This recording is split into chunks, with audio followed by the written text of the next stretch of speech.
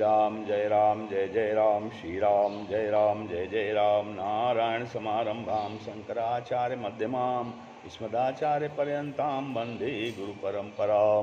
श्री गुरुचरण सरोज रज निजमन मुकुर सुधार, वर्णो रघुवर विमल जसु जोदायक फलचार। ओम श्री सीतारामचंद्राभ्याम नमो महेश्वराभ्याम, ओम से एकादुखी दक्षिणेश्वर धाम सरकार ते नमः। आज हंस गुह्यक स्तोत्र के विषय में सत्संग में चर्चा चल रही है। इसमें परीक्षित जी कहने लगे, हे सुखदेव जी, स्वयंभू मनवंतर में आपने जिन देव, असुर, मनुष्य, सर्प तथा पक्षियों की सृष्टि का संक्षेप में इतिहास बताया, मैं उनके विवरण को विस्तार से सुनना चाहता हूँ। श्री सुखवास सुखदेव जी कहते हैं, यदा प्रचेत सहा पुत्रा 10 प्राचीन बर्हिषा अंता समुद्रादुन्मग्ना ददृशुर्धाम ध्रुवमैर्वृताम्। हे राजन, प्राचीन भर के प्रचेता नाम के 10 बालकों को जब रुद्रगीत का उपदेश मिला तो भगवान की विनती की। सृष्टि करने का आदेश हुआ तो जब इस समुद्र से निकले तब पृथ्वी को वृक्षों से परिपूर्ण देखा। तब ये अपने तपोबल से उनको जलाने लगे। उनकी ऐसी चेष्टा को देख करके सोम राजा ने उनसे कहा, आपका इनसे द्रोह करना व्यर्थ है, क्योंकि ये वनस्पतियाँ ईश्वर ने प्रजा की भलाई के लिए पैदा की हैं। संसार में जंगम प्राणियों के भोजन स्थावर बिना पैर वालों को पैर वाले भक्षण करते हैं। संसार में जंगम प्राणियों के भोजन स्थावर बिना पैर वालों को पैर वाले भक्षण करते हैं, बिना हाथ वालों को हाथ वाले, और 2 पैरों वालों के 4 पैरों वाले भोजन हैं। हे अनग, आपको तो मेरे पिता और देवाधिदेव विष्णु ने प्रजा का उत्पादन करने को भेजा है। इस प्रकार पलक नेत्रों की माँ बाप लड़कों की रक्षा करते हैं, स्त्री का पति मित्र है, वृक्षों का मित्र घृत होता है, उसी प्रकार राजा प्रजा का शुभचिंतक होता है।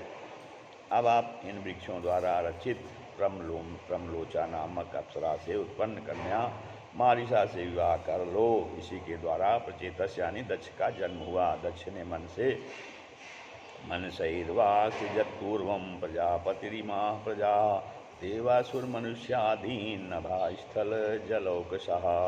दक्ष ने जो प्रथम प्रजापति थे, आकाश, स्थल, जलचर, असुराज को मन से पैदा किया, लेकिन फिर भी सृष्टि नहीं बढ़ी तो दक्ष विंध्याचल की गुफा में जाकर तप करने लगे। दक्ष ने हंस गुह्यक स्तोत्र से भगवान की स्तुति की। उस तपस्थल का नाम अधमर्षण नामक तीर्थ है।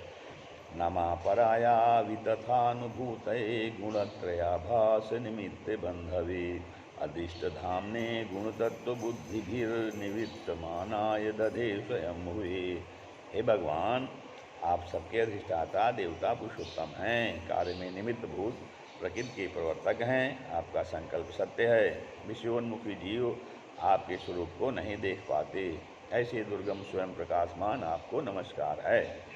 दक्ष की तपस्या से प्रसन्न होकर भगवान ने दर्शन दिए। दक्ष चरणों में लौट गया।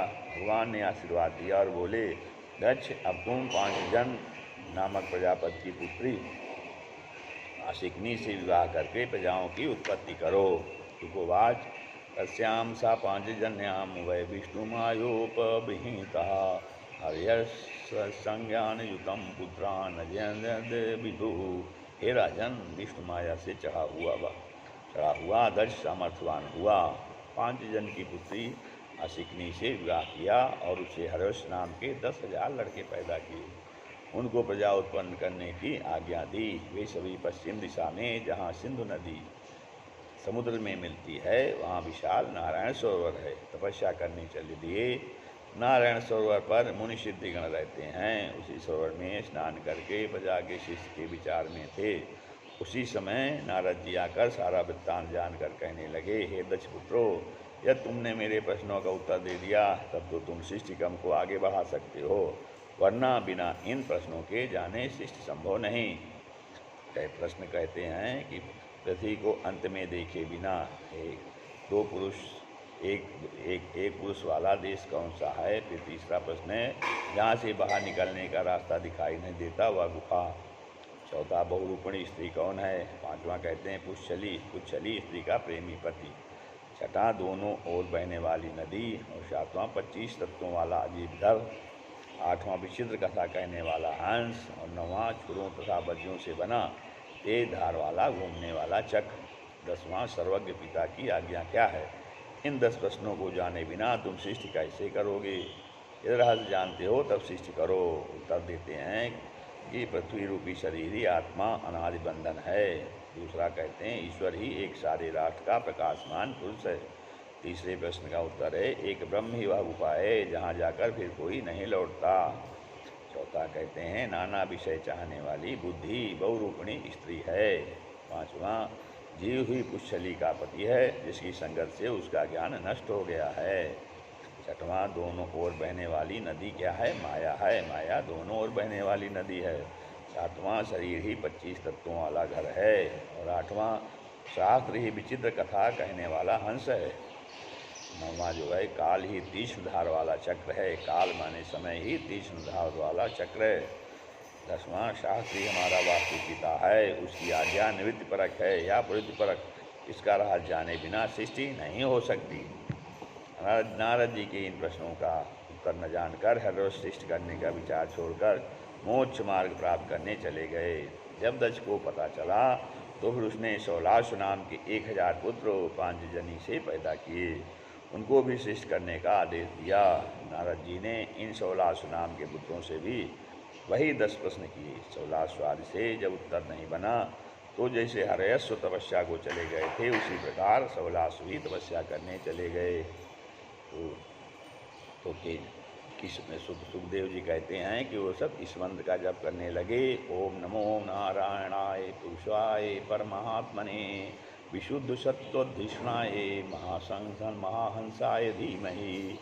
जब यह समाचार दक्ष को मिला तो क्रोध करके बोला हे असाधु, तुमने मेरे पुत्रों को कुमार्ग पर डालकर अच्छा नहीं किया है। दक्ष जी कहते हैं अहो असाधो साधूनाम साधुलिंगे निनस्त्वया असाध्य कार्य बहिर्काणाम भिक्षो मार्गा प्रदर्शिता।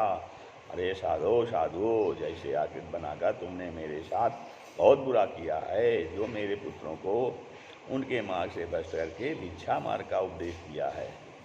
मारना हो घर किसी को, मारना हो घर किसी को, मार दो एहसान से। मारना हो घर किसी को, मार दो एहसान से। मर नहीं सकता कभी दुश्मन किसी नुकसान से। मर नहीं सकता कभी दुश्मन किसी नुकसान से। मारना हो गर किसी को, मार दो आसान से। मर नहीं सकता कभी दुश्मन किसी नुकसान से। तुमने अपने ज्ञान मत से ऐसा प्रकार किया है। मत 4 प्रकार का होता है। पहला होता है यौवन मद होता है, दूसरा पद का मद होता है, तीसरा अर्थ का मद होता है, चौथा ज्ञान का मद होता है। अर्थ का मद, पद का मद, ज्ञान का मद और यौवन मद युवावस्था का मद होता है। तो मैं तुम्हें साफ देता हूँ कि आज से लोकों में घूमते हुए तस्मात् लोकेषु ते मूढ़ो न भेद भ्रमता पदम। देरे रहने की निश्चित जगह न रहेगी, यानी तुम एक जगह स्थिर न रह सकोगे। नारद जी साफ स्वीकार करके चले गए। श्री राम जय राम, जय जय राम, श्री राम जय राम, जय जय राम।